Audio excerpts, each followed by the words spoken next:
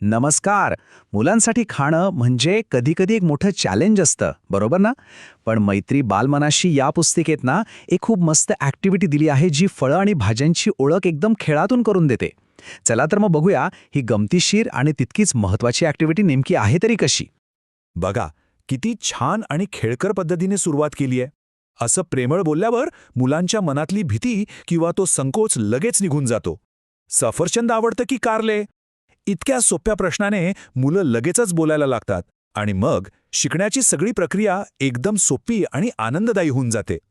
तर आज आपण काय काय बघणार आहोत? आधी ओळख करून घेऊ, मग खेळाची तयारी कशी करायची ते पाहू. त्यानंतर वेगवेगळ्या वयोगटांसाठी काय ॲक्टिव्हिटीज आहेत ते बघू आणि सगळ्यात शेवटी ह्या सगळ्यातून आपण शिकलो काय हे समजून घेऊया. आता बघा, या ॲक्टिव्हिटीचा उद्देश फक्त फळभाज्यांची नावं पाठ करणं नाहीये, तर यातून मुलांमध्ये हेल्दी खाण्याच्या सवयी लागतात, त्यांना चव कशी ओळखायची हे कळायला लागतं आणि महत्त्वाचं म्हणजे वस्तू वेगळ्या कशा करायच्या म्हणजे क्लासिफिकेशन हे स्किल डेव्हलप होतं आणि हीच कौशल्य पुढे त्यांच्या बौद्धिक विकासाचा पाया बनतात. चला तर मग या खेळासाठी तयारी काय करायची ते बघूया. आणि सगळ्यात भारी गोष्ट काय आहे माहितीये? यासाठी फार काही वेगळं सामान लागत नाही आणि तयारी अगदी पटकन होते. तर आपल्याला काय काय लागणार आहे? काही ताजी फळं जसं की केळी, सफरचंद, पेरू. काही ताज्या भाज्या बटाटा, कांदा, टमॅटो. सोबत फळं आणि भाज्यांची काही चित्र कार्ड्स, काही प्लेट्स आणि हो, एक सुरी जी फक्त आणि फक्त मोठ्यांनीच वापरायची आहे. इथे ना खऱ्या वस्तू वापरण्यावर जास्त भर दिला आहे, कारण मुलं जेव्हा वस्तूंना हात लावतात, त्यांचा वास घेतात, तेव्हा ते जास्त चांगल्या प्रकारे शिकतात. ठीक आहे, सगळ्यात आधी आपण बघूया 3 ते 4 वर्षांच्या म्हणजे सगळ्यात लहान मुलांसाठी काय ॲक्टिव्हिटी आहे. या वयात कसं मुलं गोष्टी समजून घ्यायला नुकतीच सुरुवात करत असतात, त्यामुळंच ही ॲक्टिव्हिटी एकदम बेसिक ओळखीवर फोकस करते. या मुलांसाठी आपलं उद्दिष्ट अगदी सरळ आणि सोपं आहे. त्यांना फळ किंवा भाजीचं नाव आणि त्याचा रंग ओळखता यायला हवा. हे दिसायला सोपं असलं तरी त्यांच्या बोलण्याच्या आणि समजण्याच्या विकासातला हा एक खूप महत्त्वाचा टप्पा आहे बरं का. ही ॲक्टिव्हिटी किती इंटरॅक्टिव्ह आहे ते बघा. ताई फक्त माहिती सांगत नाहीयेत, त्या प्रश्न विचारतायत, हे काय आहे? आणि मग मुलं एकदम उत्साहाने उत्तर देतात, टोमॅटो. ह्या अशा थेट बोलण्यामुळे त्यांचा सहभाग तर वाढतोच, पण आत्मविश्वासही वाढतो. आणि मग लगेच पुढचा प्रश्न, आणि याचा रंग कोणता आहे?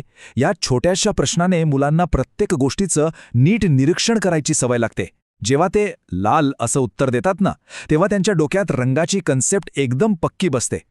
ओके, तर एकदा मुलांना नाव आणि रंगाची ओळख झाली की आपण पुढच्या लेवलला जाऊ शकतो. आता 4 ते 5 वर्षांच्या मुलांसाठी एक नवीन आणि महत्त्वाचं स्किल शिकायचंय. या वयोगटासाठी वर्गीकरण म्हणजे गोष्टी वेगवेगळ्या गटात विभागणं हे खूप महत्त्वाचं बौद्धिक कौशल्य आहे. त्यामुळे फळ कोणतं आणि भाजी कोणती हे त्यांना ओळखायला शिकवणं हा या ॲक्टिव्हिटीचा मेन फोकस आहे. यातून त्यांची लॉजिकली विचार करायची क्षमता वाढते. हा खेळ तर खूपच मजेशीर आहे. समजा 2 घरं केली आहेत. एक फळांचं घर आणि दुसरं भाज्यांचं घर. मुलं एका मोठ्या टोपलीतून एक एक वस्तू उचलणार आणि ती जर फळ असेल तर फळांच्या घरात ठेवणार आणि भाजी असेल तर भाज्यांच्या घरात. सिंपल. आणि इथे एक इंटरेस्टिंग गोष्ट सांगितली आहे. सायन्सच्या दृष्टीने टोमॅटो एक फळ आहे, पण आपण स्वयंपाकात त्याचा वापर भाजीसारखा करतो. अशा छोट्या छोट्या फॅक्ट्समुळे मुलांचं जनरल नॉलेज पण वाढतं आणि शिकण्यातली मजा टिकून राहते. आता वळूया 5 ते 6 वर्षांच्या मुलांसाठी असलेल्या सगळ्यात ॲडव्हान्स ॲक्टिव्हिटीकडे. ही ॲक्टिव्हिटी फक्त बघण्यापुरती नाहीये, तर यात मुलांची चव, स्पर्श अशा सगळ्या सेन्सेसचा वापर होतो. या वयोगटासाठीची उद्दिष्टे थोडी मोठी आहेत. आता त्यांना फक्त वस्तू ओळखायची नाहीये, तर तिची चव कशी आहे, तिला हात लावल्यावर कसं वाटतं हेही ओळखायचं आहे. आणि सोबतच फळांच्या आतमध्ये काय असतं म्हणजे बिया, याचंही निरीक्षण करायचं आहे. हा चव ओळखण्याचा खेळ मुलांसाठी खूपच एक्साइटिंग असतो. विचार करा, डोळे बंद, त्यामुळे त्यांची उत्सुकता एकदम वाढते.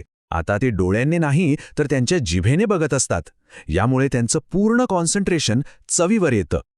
आणि यातूनच मुलं शिकतात की लिंबू आंबट लागतं, चिकू गोड असतो आणि कारलं कडू. गोड, आंबट, कडू ह्या चवींची ओळख होणं त्यांच्या सेन्सरी डेव्हलपमेंटसाठी फार महत्त्वाचं आहे. चवीनंतर नंबर लागतो स्पर्शाचा.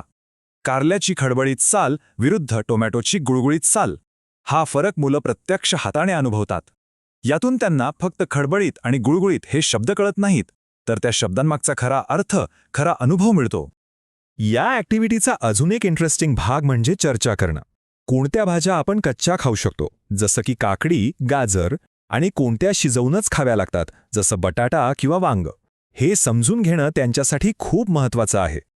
तर मग हा जो इतका सोपा आणि मजेशीर खेळ आपण पाहिला, यातून मुलांना नक्की काय काय शिकायला मिळतं? चला आता या कृतीमुळे होणारे जे महत्त्वाचे फायदे आहेत त्यावर एक नजर टाकूया. अगदी थोडक्यात सांगायचं तर ही एकच ॲक्टिव्हिटी मुलांच्या अनेक स्किल्सना डेव्हलप करते. पहिलं, त्यांना कळतं की फळं भाज्या आपल्या आरोग्यासाठी चांगल्या आहेत. दुसरं, त्यांचं क्लासिफिकेशन स्किल सुधारतं. तिसरं, चव आणि स्पर्श यांसारख्या संवेदना विकसित होतात. आणि चौथं म्हणजे त्यांची निरीक्षण शक्ती वाढते. आंब्यात एकच बी असते, पण पपईत कितीतरी बिया असतात हे ते स्वतःहून नोटीस करायला लागतात. तर मग आता एकच प्रश्न राहतो, आज तुम्ही सगळे मिळून कोणतं नवीन फळ किंवा भाजी ट्राय करणार आहात? हा प्रश्न फक्त मुलांसाठी नाही, आपल्या सगळ्यांसाठी आहे. चला अन्नाच्या या गमतीशीर जगाला एक्सप्लोर करूया आणि शिकण्याचा हा प्रवास असाच एन्जॉय करत राहूया.